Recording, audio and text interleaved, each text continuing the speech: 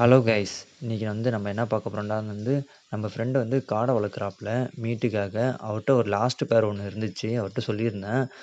இன்னைக்கு போயிட்டு நம்ம எடுக்க போயிருந்தோம். ஆனா 2மே ஆண் காடையா இருந்துச்சு. நம்ம மீட் பர்ப்பஸ்க்காக தான் வாங்கியிருந்தோம். இதே பெண் காடையா இருந்துச்சுன்னா 90 நாளைக்கு அப்புறம் டெய்லிக்கும் நம்மளுக்கு முட்டை விட்டுக்கிட்டே இருக்கும். காடை முட்டையில அவ்வளோ ஹெல்த் இருக்கு. ஆனா எங்க ஊர் சைடுல முட்டை கிடைக்காது. காடை மட்டும் தான் கிடைக்கும்.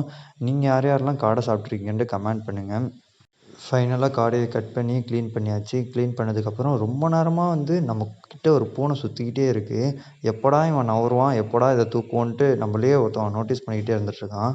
சரி, அவனுக்காக கொஞ்சம் ஸ்பேர் பார்ட்ஸ்லாம் எடுத்து வச்சுருந்தோம்.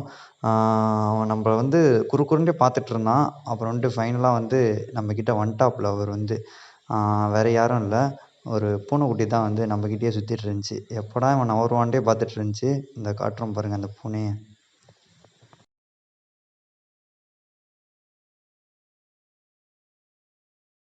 தலைவனுக்கு சரியான பசிபிள் இருக்குது. பயங்கரமாக சாப்பிட்டு பயங்கரமாக குச்சி ஓடி போயிட்டாப்புல. திரும்பி வருவான்னு பார்த்தேன், ஆளை காணோம். இன்றைக்கி நம்ம வீட்டில் மதியம் சாப்பாடு என்னென்னா காடை 65, chicken gravy, raita, pulao rice. சரி, ஓகே கேஸ், இதே மாதிரி நம்ம நெக்ஸ்ட்டு ஒரு ஷார்ட்ஸ் வீடியோவில் சந்திப்போம். ஓகே, பாய் பாய்.